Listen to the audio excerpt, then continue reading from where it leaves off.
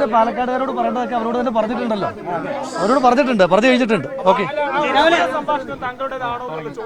അതെല്ലാം ഞാൻ ഓൾറെഡി മറുപടി പറഞ്ഞു.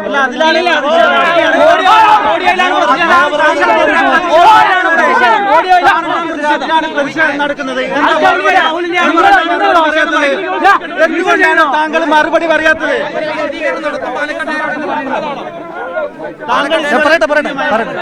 പറയട്ടെ. അതായത് പറയേണ്ട സമയത്ത് പറയേണ്ടതുപോലെ തന്നെ എല്ലാ കാര്യങ്ങളും പറയും. ഒന്ന്.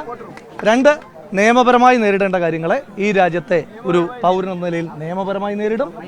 ജനങ്ങളോട് പറയാനുള്ള മുഴുവൻ കാര്യങ്ങളും പറയേണ്ട കൃത്യമായ സമയത്ത് ജനങ്ങളോട് പറയും.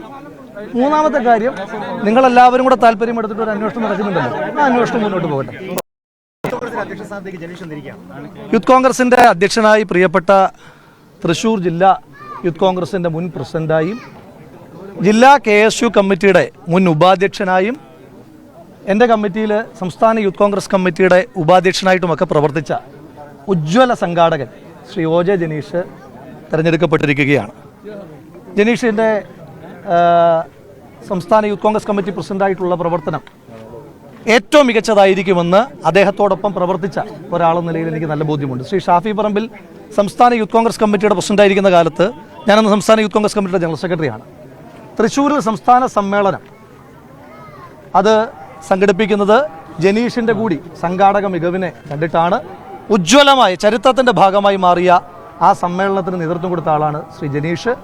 അതുപോലെ തന്നെ ലോ കോളേജിലെ വിദ്യാർത്ഥിയായിരിക്കുമ്പോൾ ക്രൂരമായ SFIയുടെ മർദ്ദനങ്ങൾക്ക് ഏറ്റുവാങ്ങേണ്ടി വന്നിട്ടുള്ള, ഒരു തവണ ലൈഫ് ത്രെറ്റ് പോലും ഉണ്ടാകുന്ന സാഹചര്യം ഉണ്ടായിട്ടുള്ള ഒരു പൊതുപ്രവർത്തകനാണ്.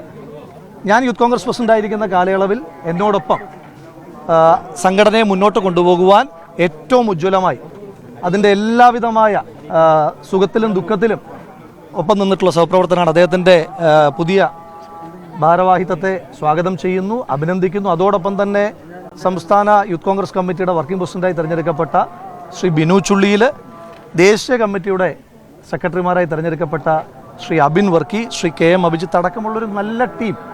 പഞ്ചായത്ത് തെരഞ്ഞെടുപ്പിൽ ജനവിരുദ്ധമായ ഈ കമ്മ്യൂണിസ്റ്റ് ജനതാ പാർട്ടിയുടെ മുന്നണിയെ നിലംപരിശാക്കുവാൻ കഴിയുന്നവർ, നിയമസഭാ തെരഞ്ഞെടുപ്പിൽ ഐക്യ ജനാധിപത്യ മുന്നണി അധികാരത്തിലേക്ക് എത്തിക്കുവാൻ കഴിയുന്ന ഉജ്ജ്വലമായ ടീം വന്നു. ആ ടീം ആരോപണം വന്നതിന് ശേഷം താങ്കൾ മാധ്യമങ്ങളെ കണ്ട ഓരോ തവണയും ഉണ്ടായ ചോദ്യമാണ്, ഇതിൽ വ്യക്തത വരുത്തുന്നില്ല ഓഡിയോ സംഭാഷണം.